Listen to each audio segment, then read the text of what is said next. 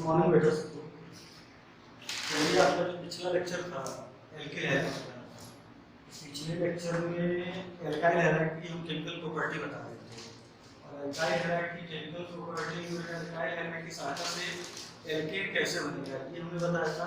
और एल्केन कैसे बनेगा इसमें दो रिएक्शन हमने बताया था, एक आपका था उर्ज रिएक्शन और दूसरा था कोरेहाउस एल्केन सिंथेसिस। मैकेनिज्म वाइज की जो भी क्वेश्चन फ्रेम हो सकता है वो सारी पॉसिबिलिटी आपको बता दी थी। अब आइए आगे और देखिए क्या है कैसे है। अब मान लीजिए कि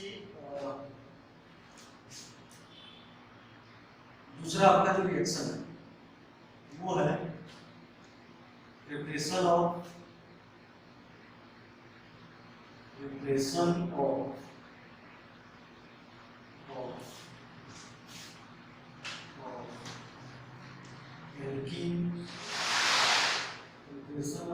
alkene and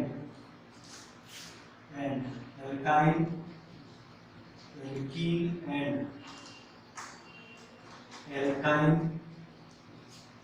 from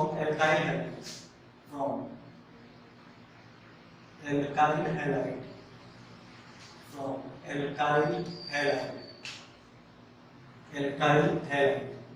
alkyl halide की सहायता से बेटा एल्कीन और एल्काइन कैसे बनेगा।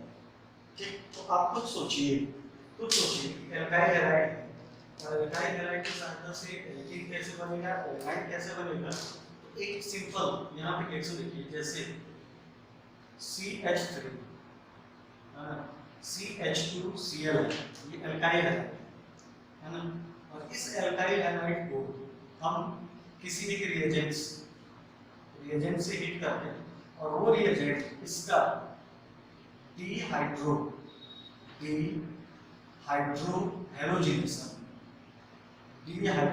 हैलोजिनेशन करते हैं। जिस कार्बन से हैलोजन जुड़ा हुआ वहां से हैलोजन और दूसरे से हाइड्रोजन बाहर निकालते हैं, मतलब -HCl बाहर निकालते हैं। तो इस कार्बन से मान लीजिए क्लोरीन निकल गया, इससे कार्बन निकल हाइड्रोजन निकल गया, दोनों की एक वैलेंसी आपस में सेटिस्फाइड हो गई। इथीन का क्या हो गया, formation CH2 double bond CH2 ethene का फॉर्मेशन हो गया। और ऐसी रिएक्शन जिसमें कोई भी चीज बाहर निकले उसको क्या कहा जाता है, एलिमिनेशन रिएक्शन। बेटा क्या कहा जाएगा, एलिमिनेशन रिएक्शन। ठीक, तो ये पूरा का पूरा जो होता है ये एलिमिनेशन का पार्ट होता है। एलिमिनेशन रिएक्शन का एग्जांपल होता है और एलिमिनेशन जो होता है वो मेनली यहाँ पे बेटा बीटा एलिमिनेशन होता है। एलिमिनेशन मेनली कैसा होता है, बीटा एलिमिनेशन। कितनी बात क्लियर होगी। अब देखिए, अभी हम आपको बेटा इस रिएक्शन के बारे में डिटेल में नहीं बता रहा है, एक सिंपल हिंट दे दिया हमने कि क्या बनता है। इसके बाद हम आपको बताएंगे कि एल्काइल हैलाइड से अल्कोहल कैसे बनता है ना। और वो बेटा न्यूक्लियोफिलिक सब्स्टिट्यूशन रिएक्शन का एग्जांपल होता है। अभी हम इसके बाद तुरंत न्यूक्लियोफिलिक सब्स्टिट्यूशन रिएक्शन की पूरी मैकेनिज्म समझा देंगे और न्यूक्लियोफिलिक सब्स्टिट्यूशन की पूरी रिएक्शन कंप्लीट करा देंगे। तब हम आपको क्या बताएंगे, एलिमिनेशन रिएक्शन। दोनों में बेटा हम कंपैरिजन आपको बताएंगे। क्लियर हो गया। तो बस आपको यहाँ पे इतना ही याद रखना है कि एल्काइल हैलाइड की सहायता से एल्कीन बनाना हो, एल्काइन बनाना हो तो एलिमिनेशन रिएक्शन होता है। और एलिमिनेशन बेटा मेनली किस चीज का होता है, किस टाइप का होता है, बीटा एलिमिनेशन। तो वो आपका कैसे होगा, क्या होगा, ये सारी चीजें बाद में बताएंगे। अब आगे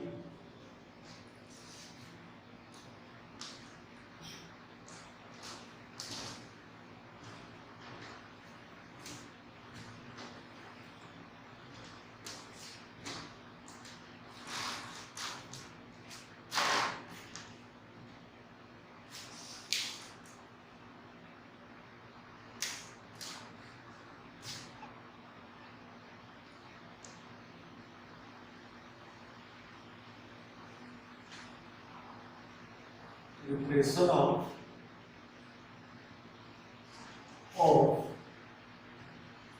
alcohol from preparation of alcohol from alkyl halide preparation of alcohol from alkyl halide। alkyl halide की सहायता से अल्कोहल कैसे बनेगा, यहाँ से बेटा मेनली आज हमें इस टॉपिक में आपको जो भी चीजें एक्सप्लेन करनी है वो करनी है preparation of alcohol from alkyl halide. ये आपकी हेडिंग है preparation of alcohol from alkyl halide.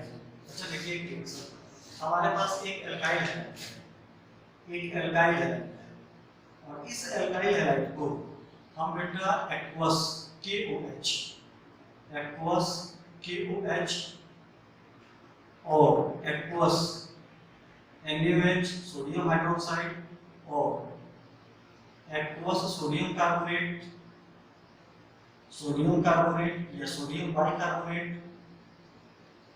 और moist Ag2O, moist silver oxide Ag2O, इनकी प्रेजेंस में हीट करेंगे। इनमें से कोई भी आपका हो मॉइस्ट Ag2O। अगर बेटा एल्काइल हैलाइड को आप एक्वस KOH है ना, आप NaOH, aqueous sodium carbonate, aqueous sodium bicarbonate, aqueous sodium bicarbonate, aqueous sodium bicarbonate NaHCO3 या मॉइस्ट सिल्वर ऑक्साइड की प्रेजेंस में हीट करें तो होगा क्या कि यहाँ से बेटा ये जो X माइनस होगा, ये X माइनस, ये न्यूक्लियोफाइल X माइनस बाहर निकलेगा और इसकी जगह पे बेटा ये जो OH माइनस होगा ये आगे लगेगा और अल्कोहल का क्या हो जाएगा फॉर्मेशन।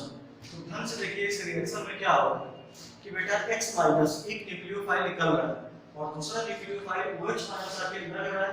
तो ये एग्जांपल होगा, एक न्यूक्लियोफाइल निकला दूसरा उसकी जगह पे आके लगा, तो ये एग्जांपल होगा न्यूक्लियोफिलिक सब्स्टिट्यूशन रिएक्शन का। एग्जांपल किसका होगा? न्यूक्लियोफिलिक सब्स्टिट्यूशन रिएक्शन का। एक न्यूक्लियोफाइल को दूसरा न्यूक्लियोफाइल सब्स्टिट्यूट कर रहा है तो बेटा एग्जांपल किसका होगा? न्यूक्लियोफिलिक सब्स्टिट्यूशन रिएक्शन का। इट इज, यहां पे हमने लिख दिया it is example of nucleophilic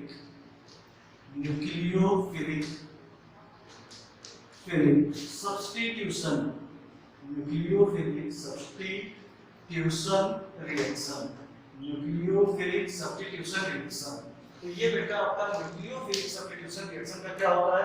example होता है। अब न्यूक्लियोफिलिक सब्स्टिट्यूशन रिएक्शन क्या होती है, कितने टाइप की होती है, इंटरमीडिएट क्या होता है, कैसे क्या होता है, वो सारी चीजें हम पहले आपको एक्सप्लेन कर लें, फिर आपको ये रिएक्शन एक्सप्लेन करेंगे या इसके क्वेश्चन करेंगे। क्लियर? तो यहाँ पे आपका आइए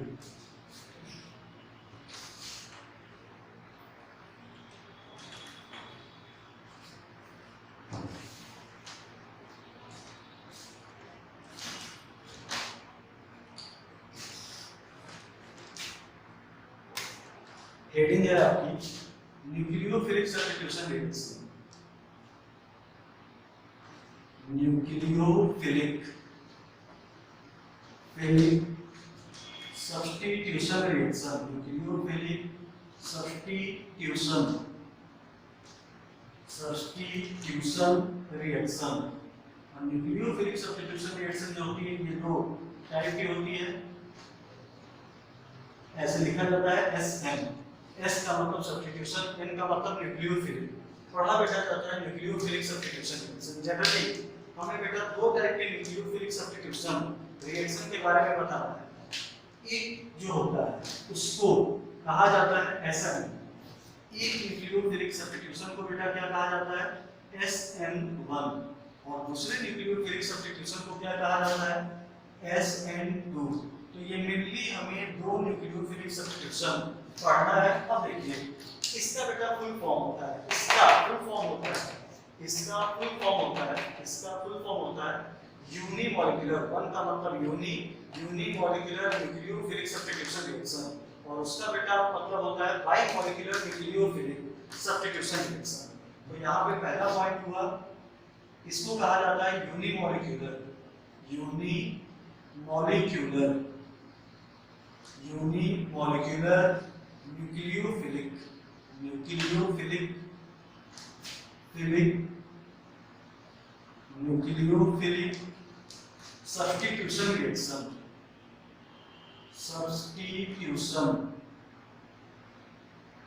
रिएक्शन। और इसको कहा जाता है बाइमॉलिक्यूलर बाई मॉलिक्यूलर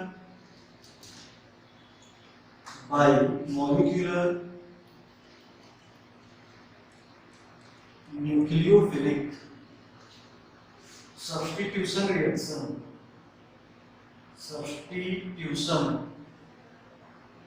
रिएक्शन ये आपका।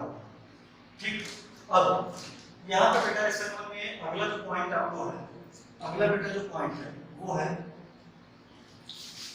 ये फर्स्ट ऑर्डर काइनेटिक्स को फॉलो करता है। ये फर्स्ट ऑर्डर काइनेटिक्स को फॉलो करता है। First order kinetics, first order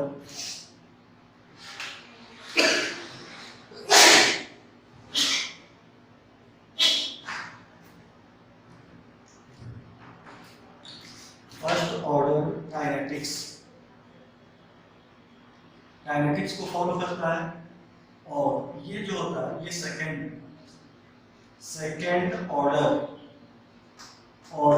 kinetics को फॉलो करता है। सेकेंड ऑर्डर काइनेटिक्स को फॉलो करता है। अब बेटा ये first order kinetics second order kinetics को फॉलो करता है, इसका मतलब क्या है? इसका मतलब ये होगा कि इसकी जो रेट होती है, इस रिएक्शन की जो रेट होती है वो डायरेक्टली प्रोपोर्शनल होती है कंसंट्रेशन ऑफ एल्काइल एनर्जी। ठीक, और इसका सेकंड ऑर्डर इसको जो फॉलो करता है इसमें बेटा जो रेट होती है वो डायरेक्टली प्रोपोर्शनल होती है concentration of alkyl halide as well as concentration of nucleophile. मतलब जैसे बेटा आप रिएक्टेंट लीजिए, न्यूक्लियोफिलिक रिएक्टेंट लीजिए, न्यूक्लियोफिलिक एजेंट लीजिए, और बेटा आप एक रिएक्शन, अब अगर आपने बेटा एल्काइल हैलाइड की कंसंट्रेशन को, मान लो वो रिएक्टेंट फर्स्ट ऑर्डर काइनेटिक्स को फॉलो कर रहा है, तो आप ऐसी बेटा nucleophilic substitution reaction, alkyl halide की ऐसी न्यूक्लियोफिलिक सब्स्टिट्यूशन रिएक्शन जिसमें आप एल्काइल हैलाइड की कंसंट्रेशन चेंज करोगे तो रेट चेंज होगा। लेकिन ये देखिए इसकी जो रेट होती है first order kinetics SN1 mechanism को फॉलो करने वाले की जो रेट होती है उसमें आप न्यूक्लियोफाइल की कंसंट्रेशन कहीं भी नहीं है, तो न्यूक्लियोफाइल की कंसंट्रेशन को घटाओ बढ़ाओ रेट में कोई भी फर्क नहीं पड़ेगा।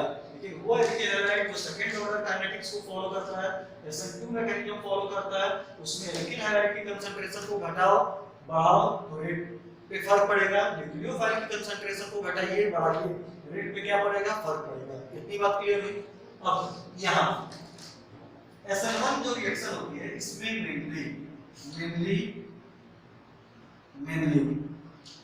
Tertiary alkyl halide, mainly tertiary alkyl halide participate करता है। और इसमें बेटा mainly primary alkyl halide participate करता है, mainly primary alkyl halide participate करता है। ठीक, जब आप मैकेनिज्म और आगे क्लियर होगा तो ये देखा गया है कि इसमें बेटा इसमें क्या होता है कि सबसे ज्यादा रिएक्टिव टर्सरी एल्काइल हैलाइड होता है, उससे कम सेकेंडरी एल्काइल हैलाइड होता है, और सबसे कम रिएक्टिव प्राइमरी एल्काइल हैलाइड होता है।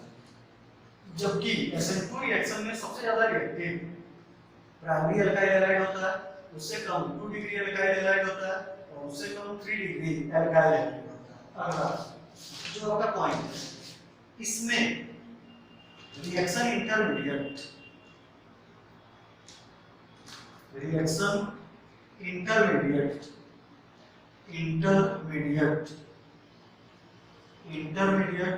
Carbocation reaction intermediate carbocation is form, जबकि इसमें no reaction intermediate is form. जो SN2 मैकेनिज्म होती है इसमें कोई भी रिएक्शन इंटरमीडिएट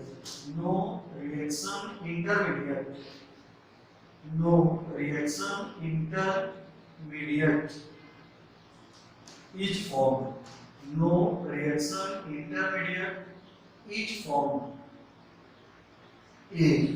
कोई रिएक्शन इंटरमीडिएट नहीं बनती है, बट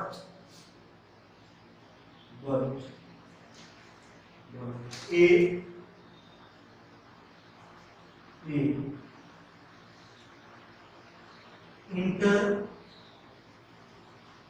intermittent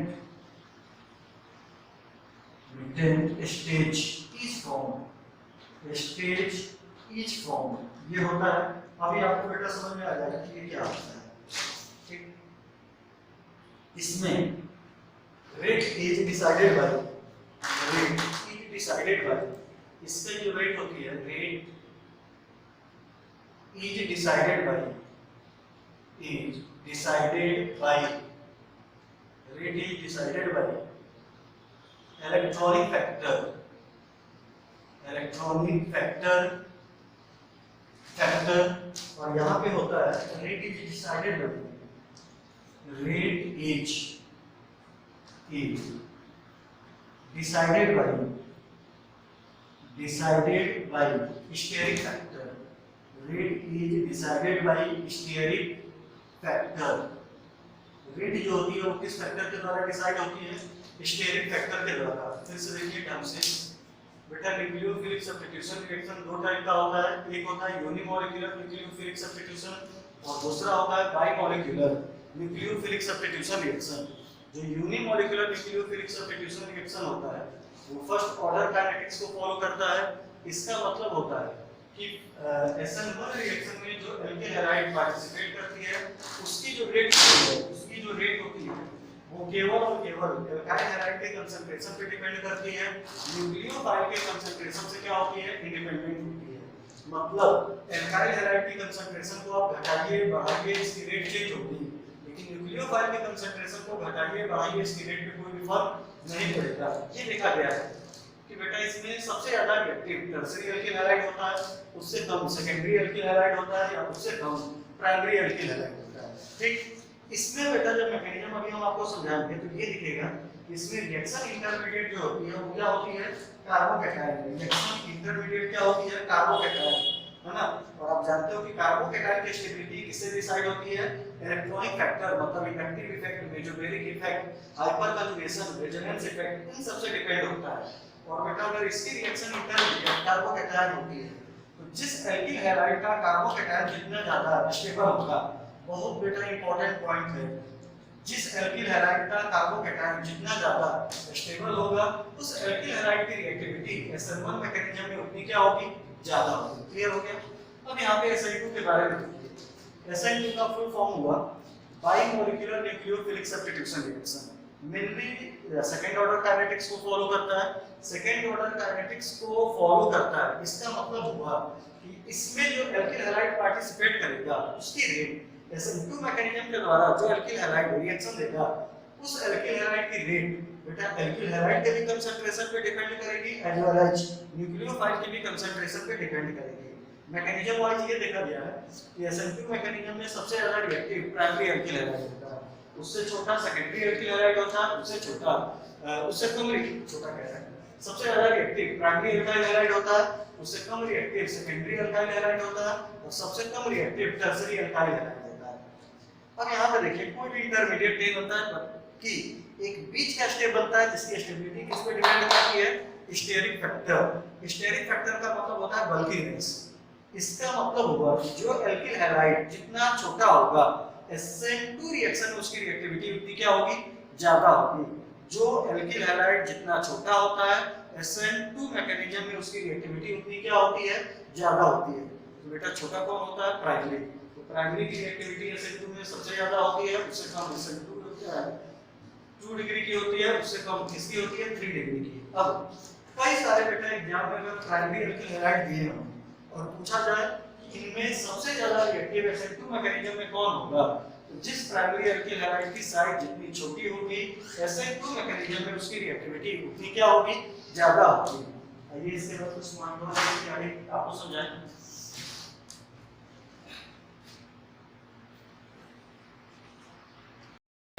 देखिए बेटा अगला पॉइंट और यहाँ SN1 मैकेनिज्म में रिएक्शन इंटरमीडिएट आपकी जो होती है वो कार्बोकैटायन होती है।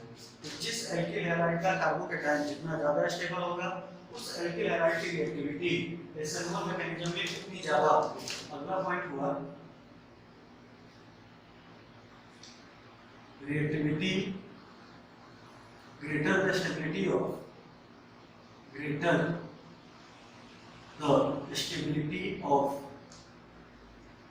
stability of carbocation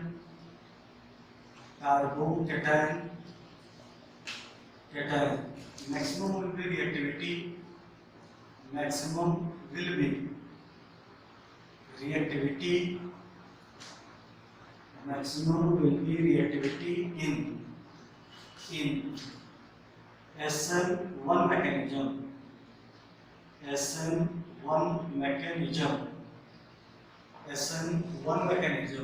अगला इसी में देखिए, मान लीजिए आपसे पूछा जाए कि SN2 मैकेनिज्म में methyl क्लोराइड है CH3 CH2 Cl और बेटा प्रोपाइल क्लोराइड है CH3 CH2 CH2 Cl। इनमें सबसे ज्यादा रिएक्टिविटी किसकी होगी? तो हम आपको कई बार बता चुके हैं या अभी आपको एक्सप्लेन किया था कि कई सारे प्राइमरी एल्किल हैलाइड दिए हो और पूछा जाए इन प्राइमरी एल्किल हैलाइड में किसकी रिएक्टिविटी SN2 मैकेनिज्म में सबसे ज्यादा होगी, तो जिसमें हिंड्रेंस कम होगा, जिसकी साइड छोटी होगी, उसकी रिएक्टिविटी क्या होगी? ज्यादा होगी। तो सबसे ज्यादा रिएक्टिव होगा मेथाइल क्लोराइड, उससे कम होगा प्रोपाइल क्लोराइड, एथाइल क्लोराइड और सबसे कम कौन होगा? Normal propyl chloride. तो ये आपका हो गया रिएक्टिविटी इन SN1 मैकेनिज्म। अब अगला बेटा पॉइंट होगा, ध्यान से सुनिए। जैसे टर्सरी एल्किल हैलाइड मेनली बेटा SN1 देता है, प्राइमरी एल्किल हैलाइड SN2 देता है, लेकिन सेकेंडरी एल्काइल हैलाइड जो होता है SN1 भी देता है, SN2 भी देता है। सेकेंडरी एल्काइल हैलाइड जो होता है वो SN1 भी देता है, SN2 भी देता है। डिपेंड करता है कि बेटा रिएक्शन कंडीशन क्या है। फिर से सुन लीजिए, secondary alkyl halide SN1 reaction भी देगा, SN2 रिएक्शन भी देगा। डिपेंड करता है कि बेटा रिएक्शन की कंडीशन क्या है। अब ये देखा गया है रिएक्शन कंडीशन में अगर बात की जाए तो SN1 मैकेनिज्म जो होती है, SN1 mechanism it requires polar solvent, polar solvent. और बेटा SN2 जो होता है it require non polar solvent.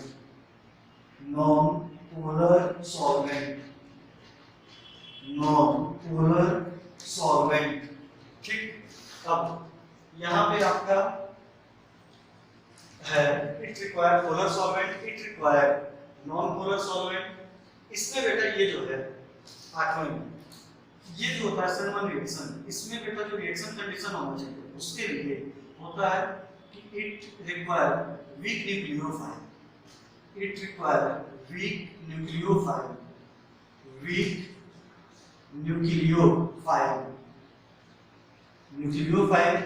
और ये आपका होगा इट रिक्वायर स्ट्रॉन्ग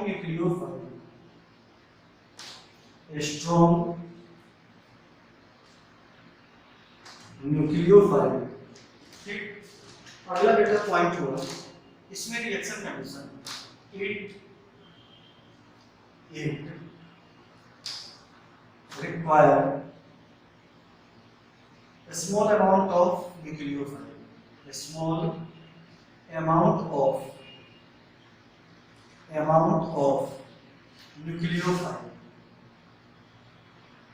nucleophile। और यहाँ पे हो गया it requires large amount of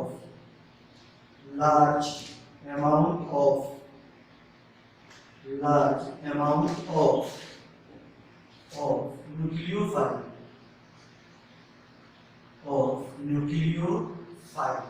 ये आपका होता है। ठीक, और यहाँ पे देखिए ये तीन पॉइंट को हमने आपसे क्या कहा कि जो टर्सरी एल्किल हैलाइड होती है वो मेनली SN1 मैकेनिज्म को फॉलो कर सकती है। प्राइमरी एल्किल हैलाइड जो होती है वो SN2 मैकेनिज्म को फॉलो कर सकती है। लेकिन जो सेकेंडरी एल्काइल हैलाइड होता है वो सेकेंडरी एल्काइल हैलाइड होता है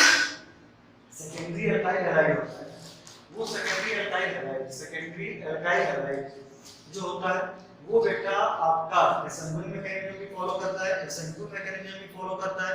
सेकेंडरी अल्काइल हैलाइड कौन सी रिएक्शन देगा, SN1 देगा, SN2 देगा, ये डिपेंड करता है रिएक्शन कंडीशन पे। अब रिएक्शन कंडीशन क्या होती है, मान लीजिए अगर सेकेंडरी अल्काइल हैलाइड है और बेटा न्यूक्लियोफिलिक रिएजेंट के साथ पोलर सॉल्वेंट है या वीक न्यूक्लियोफाइल है या बेटा न्यूक्लियोफाइल की बहुत मात्रा कम है, SN1 मैकेनिज्म मिल जाएगा।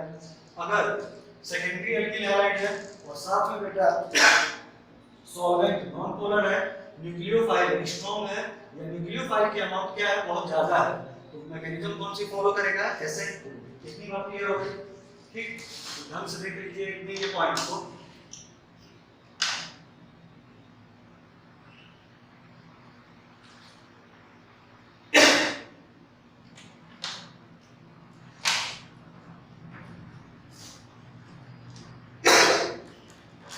ये पॉइंट ध्यान से देखिए। अब आगे ये 2-3 पॉइंट और देखिए।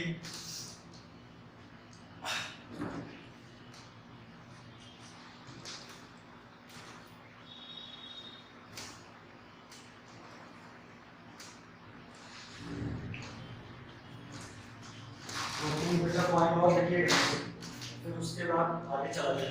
तो यहाँ पे 2-3 पॉइंट याद रखिए। टेंथ पॉइंट देखिए क्या है, कैसे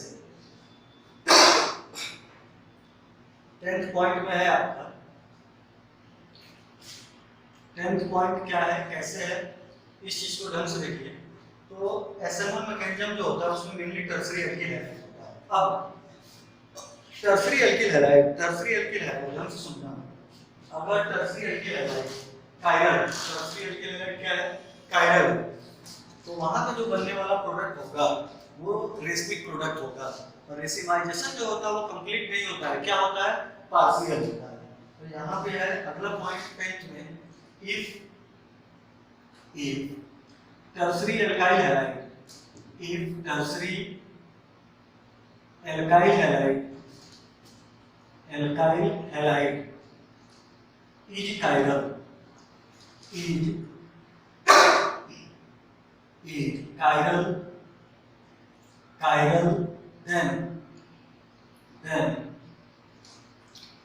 then partial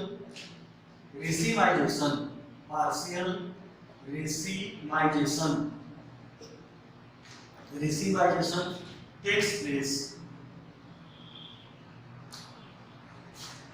Partial racemization takes place and product is racemic mixture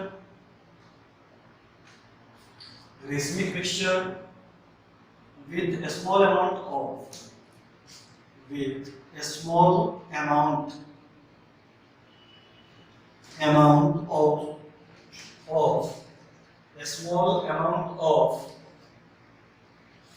inverted product,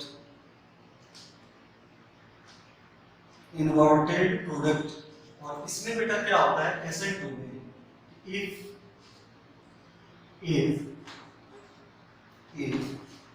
secondary alkyl halide, मान लो SN2 में सेकेंडरी अल्किल हैलाइड जाना है, if secondary alkyl halide is chiral,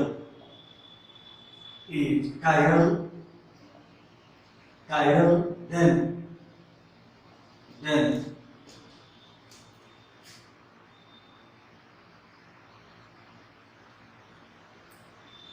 complete inversion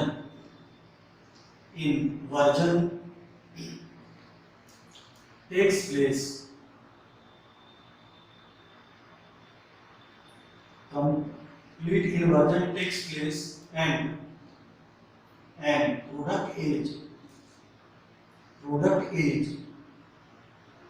inverted product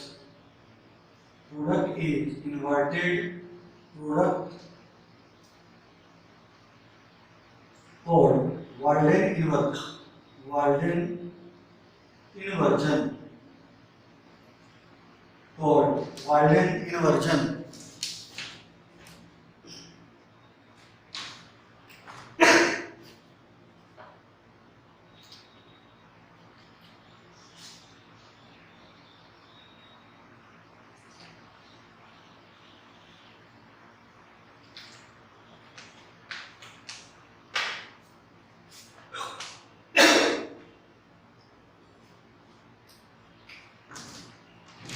देखिए बेटा इसमें मान लीजिए आपका सेकेंडरी एल्किल हैलाइड, और सेकेंडरी एल्किल हैलाइड जो है वो कायरल है। सेकेंडरी एल्किल हैलाइड कैसा है? कायरल है। सेकेंडरी एल्किल हैलाइड कायरल है। तो बेटा जब सेकेंडरी एल्किल हैलाइड या टर्सरी एल्किल हैलाइड कायरल है, कुछ भी हो, टर्सरी हो या बेटा सेकेंडरी एल्किल हैलाइड हो, सेकेंडरी एल्किल हैलाइड हो और ये कायरल हो गया और SN1 मैकेनिज्म को फॉलो कर रहा है। SN1 मैकेनिज्म को क्या कर रहा है? फॉलो कर रहा है। SN1 मैकेनिज्म को फॉलो कर रहा है।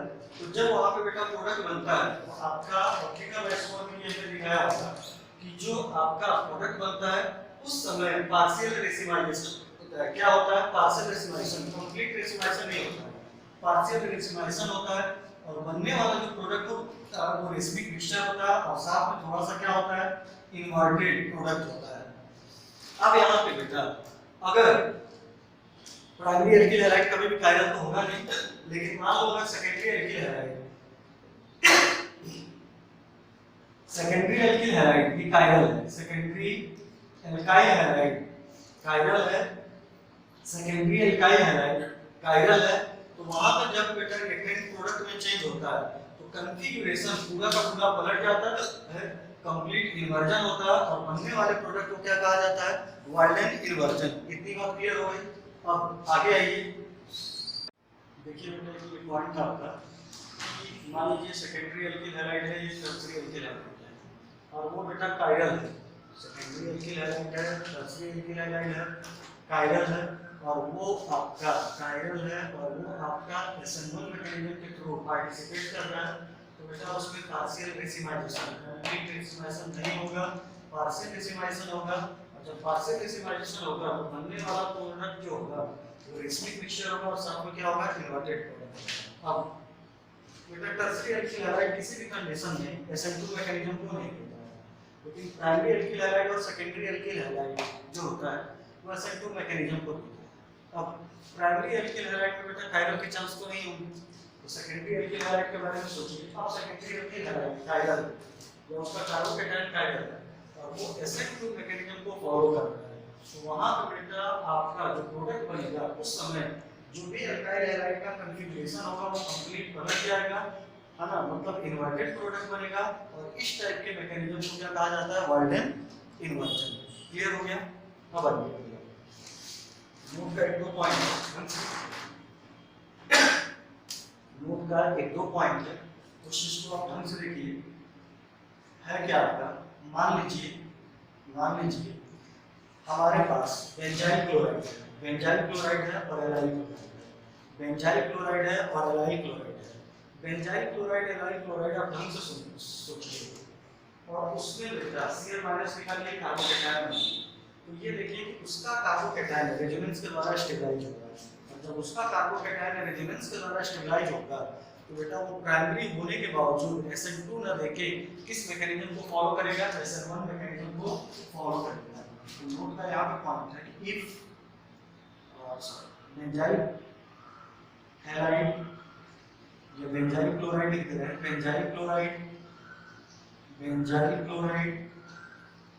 एंड एलाइल हैलाइड क्लोराइड लिख रहे हैं, allyl chloride are primary alkyl halide, are primary 1 degree alkyl halide but they participates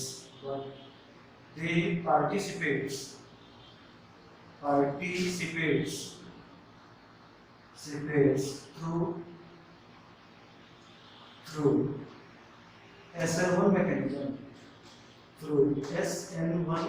mechanism, SN1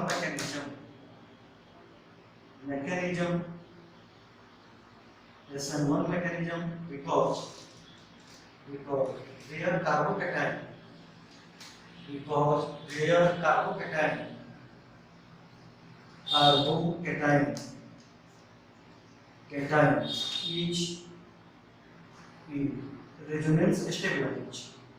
each resonance stabilize stabilise.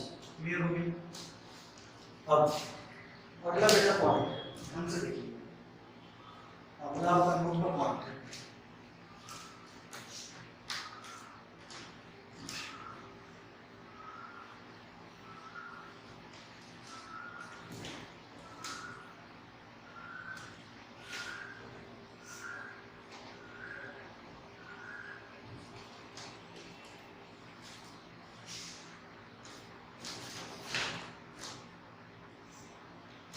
अगला नोट का पॉइंट है, दूसरा नोट का पॉइंट है। मान लो हमारे पास कई सारे प्राइमरी एल्केन है और उसमें बेटा R F R C L है, आर बी आर है और आर आई आर है। ये कई सारे बेटा हमारे पास प्राइमरी एल्केन हैलाइड है। ध्यान से देखिए, इन सारे प्राइमरी एल्केन हैलाइड इन सारे प्राइमरी एल्काइल हैलाइड में एल्काइल ग्रुप जो है वो क्या है? सेम। जब एल्काइल ग्रुप सेम होगा तो बेटा रिएक्टिविटी इस बॉन्ड पे डिपेंड करेगी। क्योंकि देखिए यहाँ पे बॉन्ड लेंथ सबसे ज्यादा है तो आसानी से बॉन्ड टूटेगा, सब्स्टिट्यूशन आसानी से होगा, रिएक्टिविटी क्या होगी? सबसे ज्यादा होगी। तो इसमें बेटा रिएक्टिविटी एल्काइल क्लोराइड से ज्यादा, एल्काइल क्लोराइड का होगा, उससे ज्यादा ब्रोमाइड का होगा, सबसे ज्यादा आयोडाइड का होगा। तो ये आपका ऑर्डर होगा, यहाँ पे लिख दे रहे हैं तब ये आंसर बनाना है। if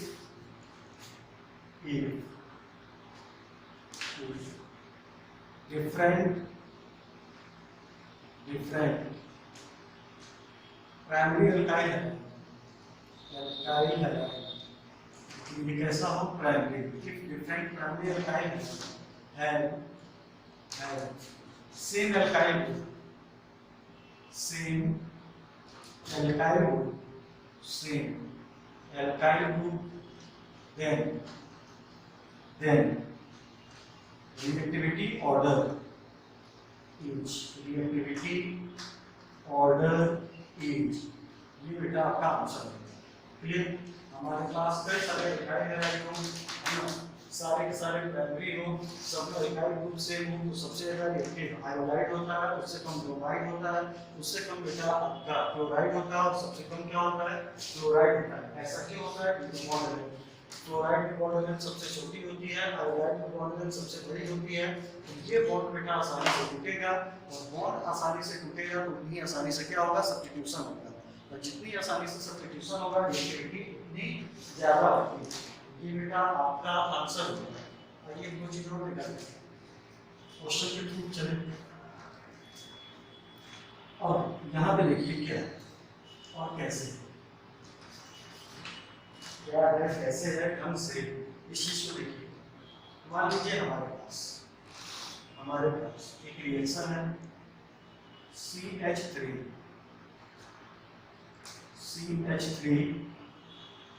CH2 Cl और इस कंपाउंड को बेटा हमने एक्वस KOH के साथ हीट कर दिया। Cl माइनस हटेगा, OH माइनस जाके लगेगा, बनने वाला प्रोडक्ट हो गया CH3 CH2।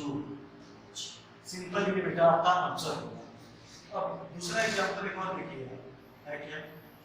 मान लीजिए हमारे पास एक कंपाउंड है और वो कंपाउंड है CH3 CH3, फिर ये आपका CH2, ये है आपका बेटा Cl। अब इस कंपाउंड को हम एक्वस KOH के साथ हीट करेंगे, एक्वस KOH के साथ हीट करेंगे तो यहाँ पे बेटा बनने वाला जो प्रोडक्ट होगा वो देखो, ये बॉन्ड टूटा, Cl माइनस निकला, OH माइनस निकला। लेकिन जब ये बॉन्ड टूटेगा तो इंटरमीडिएट की कार्बोकैटायन बनेगा। सबसे पहले इस लेस स्टेबल कार्बोकैटायन को मोर स्टेबल कार्बोकैटायन में चेंज कीजिए तो बेटा आपका less stable carbocation more stable carbocation में चेंज होगा। तो H यहाँ पे जाएगा, प्लस यहाँ पे आएगा और इस पॉजिटिव वाले पार्ट के इस OH माइनस को आके अट्रैक्ट कराएगी। बनने वाला आपका जो प्रोडक्ट होगा वो हो गया CH3 CH3 OH HCH। Clear? एक और क्वेश्चन, एक और बेटा क्वेश्चन लिखिए। क्वेश्चन है CH3 CH3 H हटा दीजिए, यहाँ पे हो गया CH3 और ये हो गया CH2C। अब इस कंपाउंड को हीट किया गया एक्वस KOH के साथ। तो क्या करना है कि Cl हटाना है, यहाँ पे कार्बोकेटायन होगा, ठीक। अब यहाँ पे मेथाइल शिफ्ट हाइड्राइड शिफ्ट तो होगा नहीं, तो 1,2 मेथाइल शिफ्ट करेंगे, तो बेटा यहाँ पे जो प्लस होगा उसको इधर ले जाएगी और ये जो मेथाइल ग्रुप है वो इसके ऊपर लेके लगा दीजिए। तो जो आपका अच्छा यहाँ पे बेटा पॉजिटिव आएगा, इस OH का यहाँ कनेक्ट करेंगे और बनने वाला प्रोडक्ट हो गया CH3, ठीक। फिर ये आपका हो गया OH और यहाँ पे हो गया CH2, CH3। क्लियर? इस टाइप से आप प्रोडक्ट के लिए बनाना है। वो तो मैकेनिज्म की बात थी, लेकिन कभी भी आपका क्वेश्चन है न्यूक्लियोफिलिक सब्स्टिट्यूशन का क्वेश्चन है तो आप बेटा न्यूक्लियोफाइल निकालिए, रिएक्शन इंटरमीडिएट कार्बोकेटायन बनाइए, लेस स्टेबल कार्बोकेटायन को मोर स्टेबल कार्बोकेटायन में चेंज कीजिए, फिर उसके ऊपर न्यूक्लियोफाइल का अटैक करिए और प्रोडक्ट का क्या कीजिए, फॉर्मेशन कीजिए। ये वो क्वेश्चन आपका करा ये पार्ट आपका कंप्लीट हो जाएगा।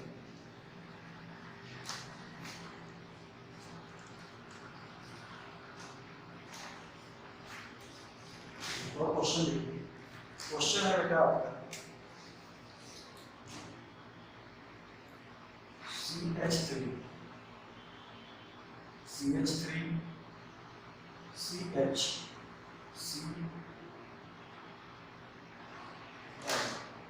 ठीक, ये हमारे पास है और इस कंपाउंड को हमने हीट किया एक्वस KOH के साथ इन प्रेजेंस ऑफ C2H5OH, ठीक। दूसरा बेटा होगा इसी कंपाउंड को हमने हीट किया aqueous KOH in presence of C2H5O-।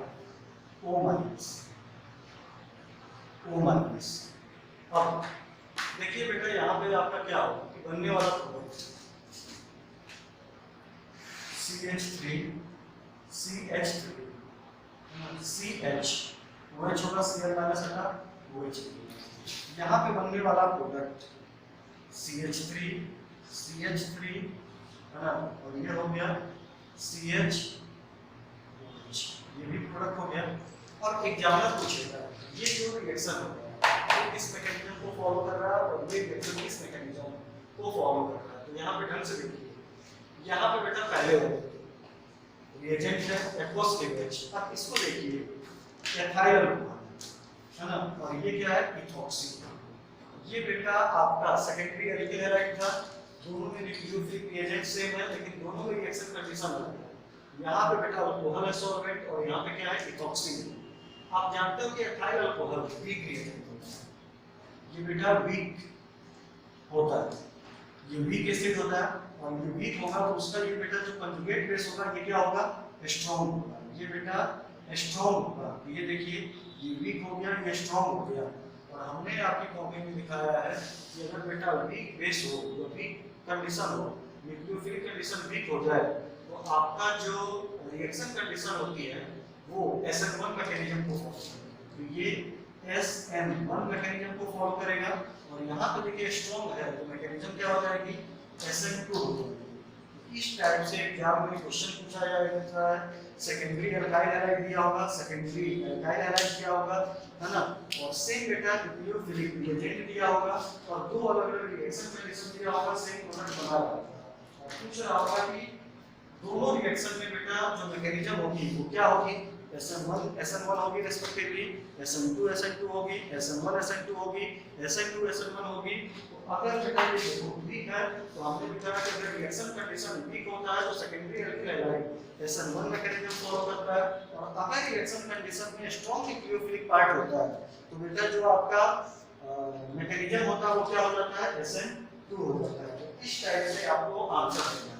तो ये पूरा का पूरा न्यूक्लियोफिलिक सब्स्टिट्यूशन हो गया। बस आप याद ये रखिए सीधे टर्सरी एल्किल हैलाइड जो होता है वो SN1 देता है, प्राइमरी एल्किल हैलाइड SN2 देता है, secondary alkyl halide SN1 as well as SN2 दोनों देता है, डिपेंड करता है रिएक्शन कंडीशन।